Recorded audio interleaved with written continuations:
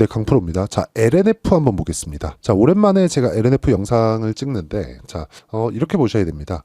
2차전지 관련주들, 그리고 LNF, 그쵸?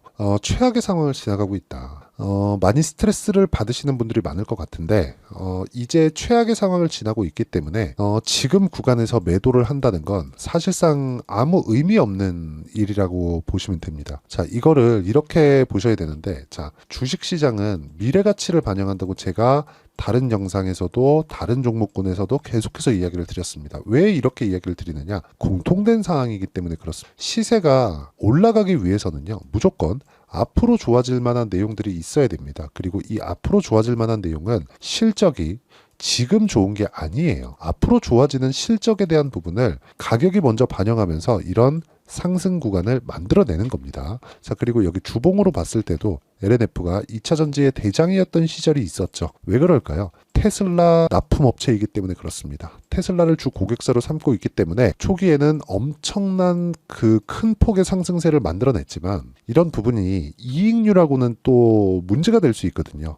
고객사가 다변화되지 못하고, 그쵸? 그리고 무엇보다 이 그 테슬라의 협상력은 거의 뭐 애플급이라고 알려져 있기 때문에 이런 부분에 대한 악재가 지금 주가에는 반영이 돼 있다. 그래서 23년도에도 에코프로나 뭐 이런 에코프로 BM 이런 기업들보다 성장폭, 그쵸? 상승폭이 둔화되었었던 것들이 사실입니다. 근데 지금 같은 경우에는 어떻습니까? 에코프로, BM. 지금은 동일합니다. 오히려 더 낫죠. 더 이상 나빠질 부분이 없다. 제가 미래가치라 그랬죠. 미래가치가 떨어졌으면 당연히 주가가 떨어졌으면 미래가치가 안 좋아진다는 건데 그 미래가 지금 나오고 있는 겁니다. 이런 부분을 우리가 어디서 볼 수 있느냐. 실적으로 볼 수 있습니다. 자, 내용 보세요. 4분기에는 23년 작년 4분기죠. 2,800억 적자. 그리고 올해 1분기죠. 2,000억 적자. 적자폭이 줄었어요. 뭐 긍정적인 내용? 뭐 적자폭이 줄었으니까 그렇게 본다는 게 아니라 계속해서 최악의 국면을 확인하고 있다는 거죠. 근데 주가는 먼저 빠졌으니까 2분기 연속 적자를 받는데도 불구하고 어떻게 됐습니까? 주가는 저가를 훼손하지 않았다는 거죠. 오히려 반등 구간을 모색하고 있다는 거죠. 2차 전지가 전체적으로 다 비슷한 상황을 보이고 있다고 보시면 됩니다. 근데 긍정적인 내용들이 있어요. 그 내용에 대해서 오늘은 제가 이야기를 드려보도록 하겠습니다. 자, 첫 번째, 최악의 상황을 지나고 있다. 이게 뭐냐면요.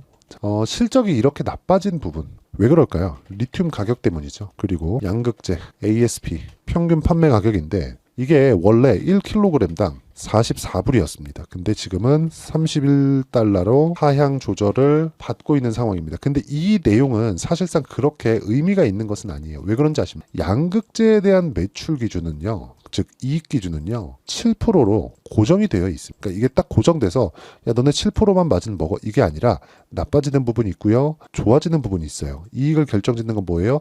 리튬 가격입니다. 리튬 가격은 뭐예요?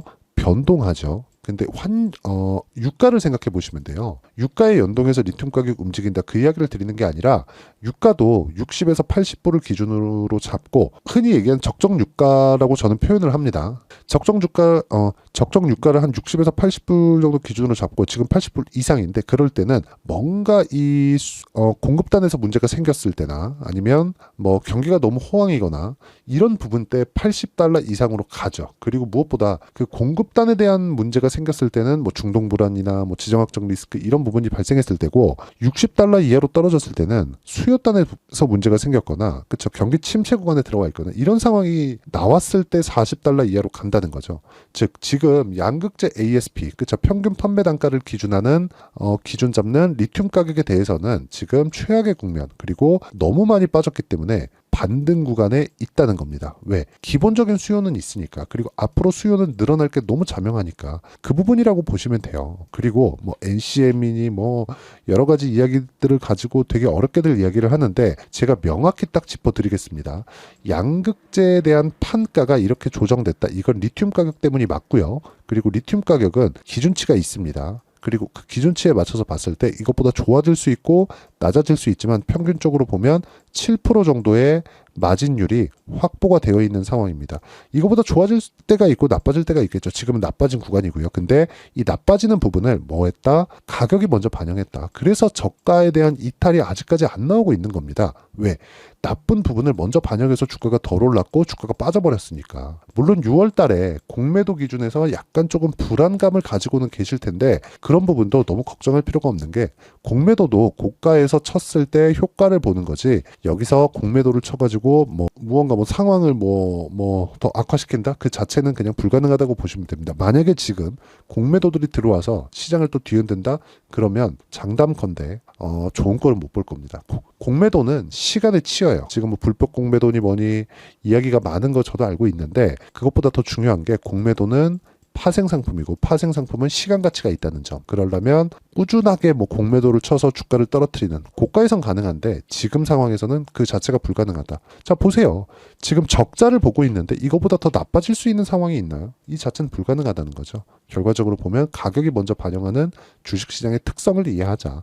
LNF도 마찬가지다. 그리고 지금은 최악의 구간에 있기 때문에 이런 부분은 더 이상 걱정할 게 없다. 하이닉스 보면 됩니다. 하이닉스가 어떻게 됐어요? 적자 구간에 반등을 하잖아요. 그랬을 때 2배 이상 올라갔죠.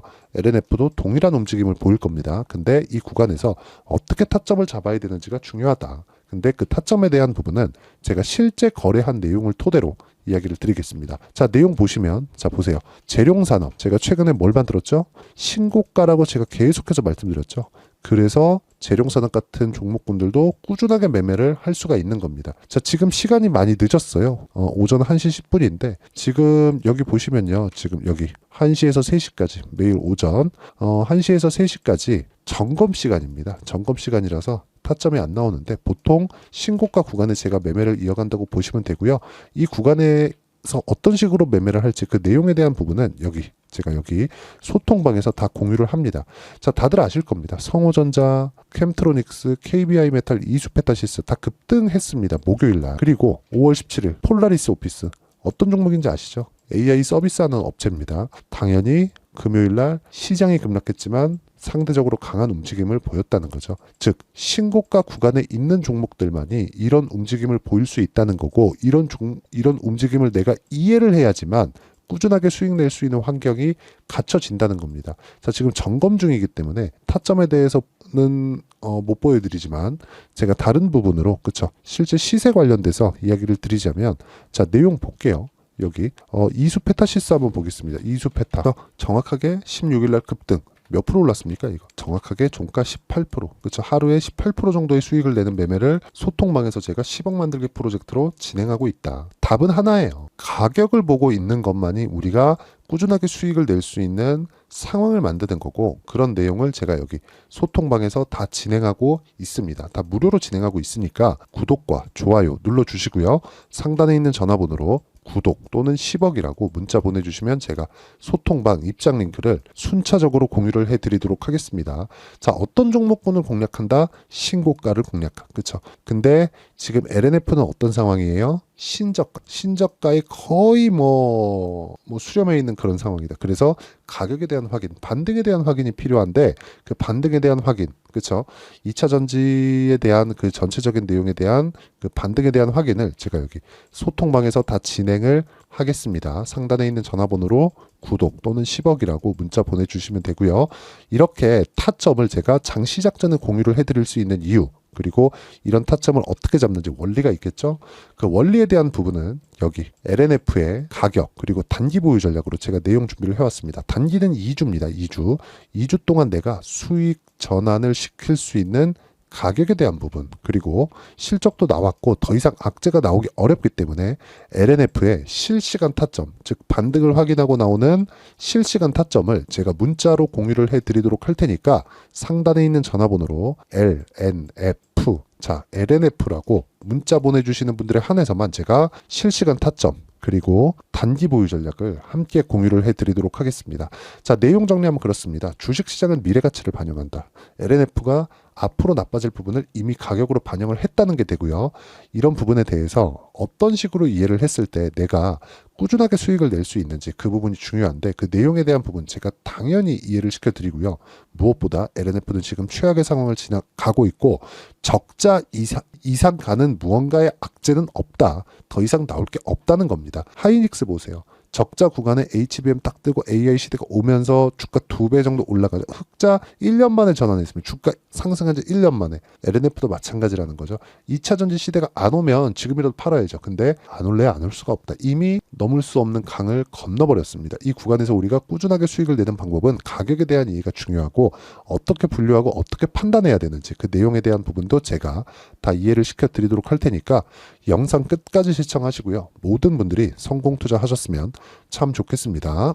자, 24년도가 돼도 여전히 시장은 녹록지 못합니다. 이런 상황이 벌어지는 건 어쩔 수 없습니다. 이런 상황에서도 수익이 나는 종목들의 구조는 변하지 않습니다. 즉 대시세 종목에 대한 구조는 변하지 않는다는 거고 실제 제가 소통방에서 지속적으로 이야기를 드리고 있는 내용도 대시세 종목이나 시장 주도주를 공략하는 건 철저하게 가격 분석을 하라고 이야기를 드리고 가격 분석 이후에는 이슈에 대한 파악 그리고 이슈를 파악하고 나서는 다시 내가 얼마에 매수할지 그 타점에 대한 부분을 지속적으로 언급을 하고 있습니다.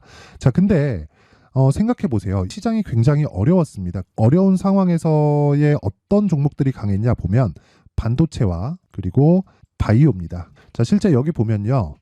HLB에 제가 실제 매매한 내용을 띄워놓고 보여드리고 있는데 1월 22일부터 매매를 시작해서 4일 동안 31%의 수익 마감이 됐고요. 그리고 여전히 신고가 종목입니다. 자, 그리고 그 다음 어보브 반도체 이름을 보시다시피 반도체 종목이죠. 그리고 AI 반도체는 지속적으로 강세를 보이고 있습니다. 이 종목도 신고가를 먼저 달성한 이후에 제가 21%의 단기간에 21%의 큰 수익을 내고 마감이 됐습니다. 다시 재공략을 준비하고 있고 이런 부분은 소통방에서 다 공유를 해드립니다. 자, 그리고 코세스. 자, 코세스 같은 종목도 당연히 그쵸 신고가 종목이고요. 그리고 반도체 종목입니다. 이 종목도 영업일 기준에서 이틀 동안 대략 한 15%의 수익 마감이 됐습니다.